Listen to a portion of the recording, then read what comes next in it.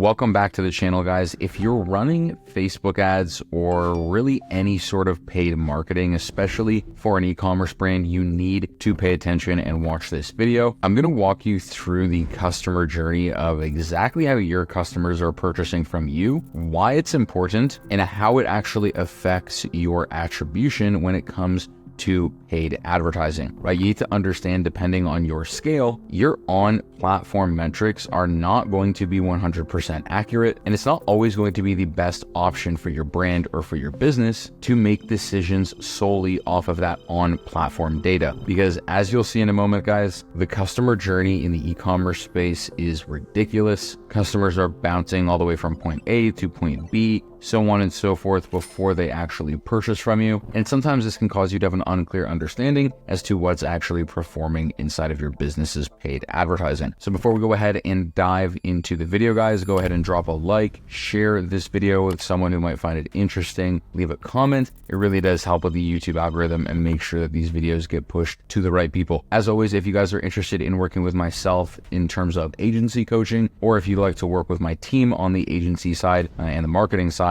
links in the description as always. So without further ado, guys, let's go ahead and dive in. Like I mentioned in today's video, I'm going to be breaking down and having you understand why your attribution will never be 100% accurate. And I have an entire customer journey flow chart here, and I'm going to break this down with you today to help you understand the customer journey that people are actually going through when they're navigating from your paid traffic to your brand, to your website, to eventually purchasing. And before we dive in, guys, I want to give you some insight to understand that basically I took this customer journey from literally standing over the shoulder of my mom, watching her navigate a sale on Instagram, and then just kind of ideating off of that. And it was pretty insane. So guys, we're just going to take the example of your customer, right? Whatever brand, whatever niche you're in, it does not matter. I'm going to be using my mom as an example. This could be, male customer. This could be a female customer. This could be, doesn't really matter. But example, I'm going to be using my mom here, right? So the first touch point ever with your brand, most times if you're running paid traffic, and especially in today's world, that's going to be the first touch point with your brand,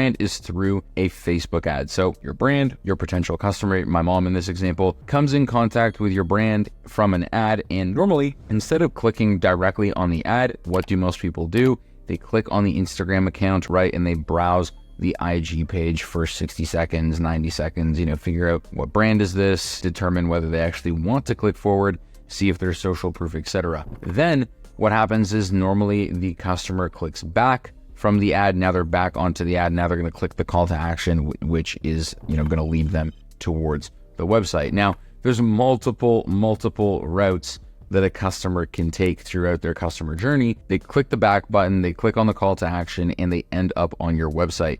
Now, what happens is, again, they can always take multiple directions here, guys, so take this with a grain of salt, but this is just how you need to be thinking about these sort of things. So right now, the first touch point that your brand is coming in contact with this customer is through Facebook. Right now, they're clicking on the call to action, they're getting to the website, they're browsing the website for 20 seconds, and an email pop-up appears, right? They opt in to the email list to receive 10% off of the welcome offer. They wait, they open that email, they close their browser because they actually open the email, right? They got the email from you guys, then they close their browser, right? Maybe she had to go make dinner, maybe she had a phone call, maybe she was at work, she was just browsing, she shouldn't even be clicking on the ad. You have to remember, 99% of the time, your customer is not going to be shopping in an ideal situation on Facebook and Instagram. So in this example, right, they open the email, they've interacted with a Facebook ad, they close the browser because she has to go make dinner, and then she completely forgets about your brand and your product. What ends up happening is a couple days later, she ends up Googling a keyword that is related to your brand or to the product, and she's actually targeted now by one of your Google ads. So at this point, she clicks on the Google shopping ad and goes to the website. So within, let's just say a 48-hour period, she's now interacted with your Facebook ads, your email marketing, as well as your Google ads, right? So you can see how attribution can start to become unclear. Now, she clicks on the Google ad, goes to your website, she starts shopping around, but leaves due to natural objections, right? Maybe it's a price objection, maybe she wasn't, sold just yet on the actual product. Whatever the case may be, she doesn't purchase again. And 24 hours later, she is retargeted by one of your Facebook ads. You're retargeting Facebook ads within that 24-hour period. Again, this cycle is now over, 3-4 days.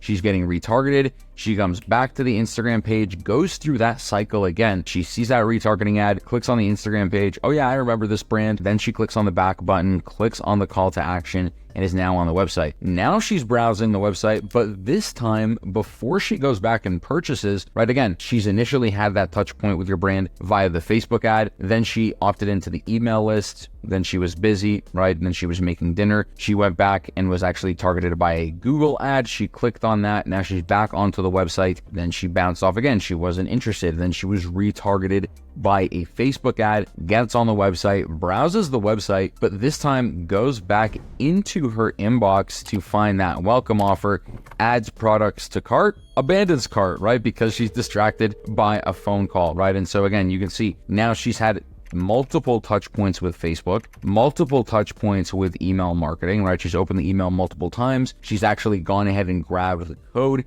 at this point, and she's also had Google touch points. So 4 different touch points with your brand along that marketing process. Then she abandons cart. Now you're going to get that third time to touch base with that one customer via email. And when she receives the abandoned cart email 1, doesn't do anything after 24 hours, receives abandoned cart email 2, doesn't do anything, receives abandoned cart email 3 after 36 hours, finally opens that email, clicks the call to action with 15% off, and then completes the purchase. And so when we zoom out, guys, right, looking at this entire diagram, you can quickly see how easy it is to not only have over attribution, right? Facebook would have attributed this sale.